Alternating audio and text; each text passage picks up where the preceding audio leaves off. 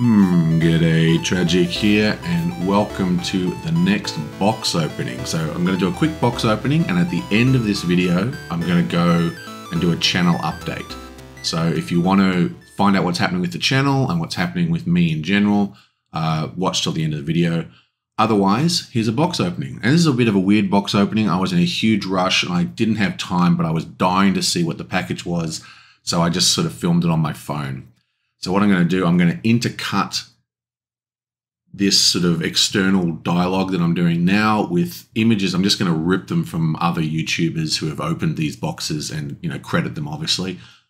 But yeah, anyway, this is kind of embarrassing because it's basically a prime example of why I am incapable of being responsible. So this is from a Kickstarter, and it's a game called Rolling Heights, in case you didn't notice. And it's from a Kickstarter that I actually thought I cancelled. I thought it looked really good. I got in on the early bird, because I often do that. I go in on early bird, just even if I remotely like the look of it, just so I can get those discounts in case I want it. And then I thought I cancelled out after I'd read the rules and knew the project a bit more, but I didn't. I didn't actually cancel out. It turned out, you know, I went back to Kickstarter and they'd been sending me emails which I'd been ignoring, and, you know, it was all my fault. But the thing is that this package came, I had no idea what it was. It was really out of the blue and surprised me. So, woohoo, Rolling Heights. So anyway, this is a game by AEG. AEG, these guys make extremely good games, in my opinion. They are often light and easy to play, but not so light that they're trivial. They're like a real great publisher for publishing sort of middle ground Euro kind of centric games that have a lot of the feeling of those intense Euros, but without the runtime and, you know, without the complexity. Very, very good. You know, these are the kind of people that produce games that I really, really enjoy. So that was a big plus for this. And the core idea of Rolling Heights is that you're building skyscrapers. So the board is basically city blocks, and you build skyscrapers in these blocks. And the way it works is through tile placement and tile management.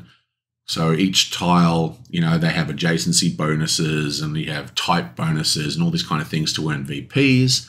And the core hook of the game is that you roll your meeples. So you have your meeples, which is like your workforce, your building crew, and you roll them. And if they're like standing up, they get extra resources. If they're lying down, they're, you know, basically exhausted and they've got a day off. And if they're on their side, they're just normal workers. I'm not quite sure. It has been a while since I've read the rules, but it's basically something like that. The point is you roll the meeples, and depending on how you roll them, it actually changes dynamically, like dice would, what the meeples are capable of doing.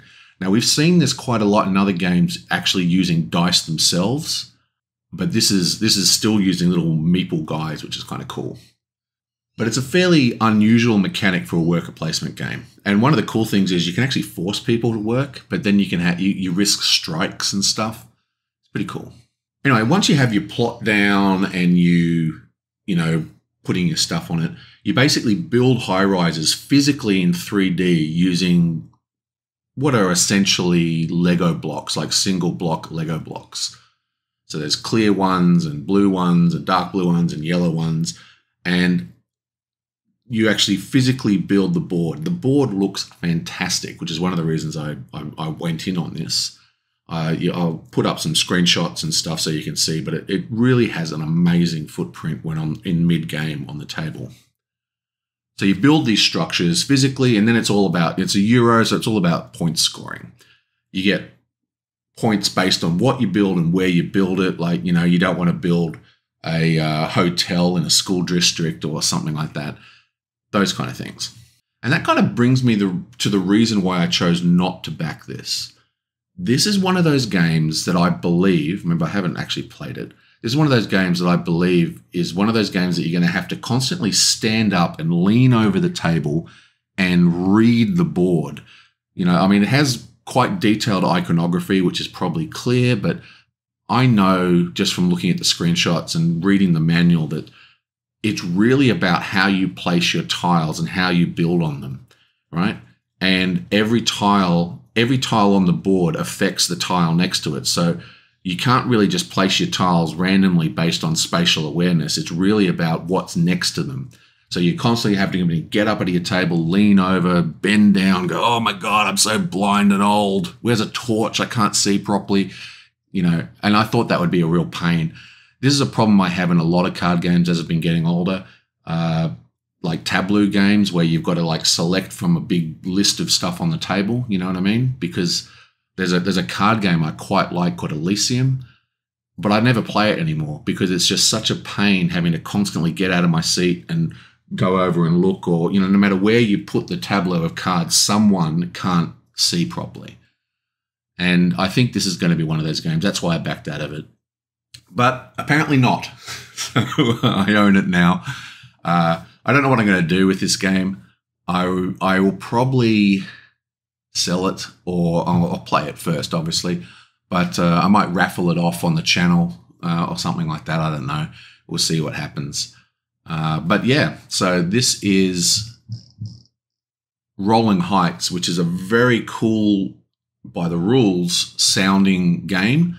But I think it's also going to be pretty fiddly with how you manage the tile placement. And also, you know, when you've got a cats like I do, you know, having physical, I didn't really think it through, but having physical Lego towers sitting on the board is probably not the best idea when you've got a Godzilla puss monster running across the table looking for treats. So anyway, that's that. Now, just before I go, I want a quick channel update. As you know, the channel hasn't been doing a lot. Basically, I buy a lot of Kickstarters, and you know, I collect games. So a lot of games come through, and I do a lot of box openings, and I schedule the box openings to reveal themselves once every month. So there's always something coming out once a month, usually. The point is that there hasn't been anything on the channel except for box openings for a while. And I don't really talk about it. There's a home situation. I moved it when the channel first shut down ages ago. It was because I moved back home with my parents. My parents are in their 80s, and my mother has dementia, and she's just getting worse and worse and worse. It's absolutely horrendously, depressingly upsetting disease for the family and for herself. And it's just getting a lot worse because it's degenerative.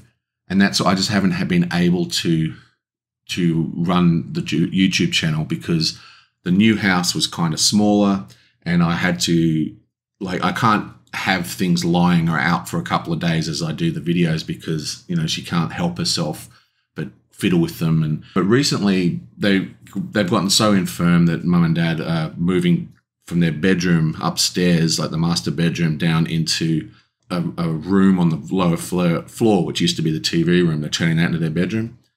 And that's going to free up their master bedroom, which I'm going to turn into an expanded office. And I'll be able to move all my miniature painting gear in there. I'll be able to set up a permanent YouTube area where I can make my YouTube videos.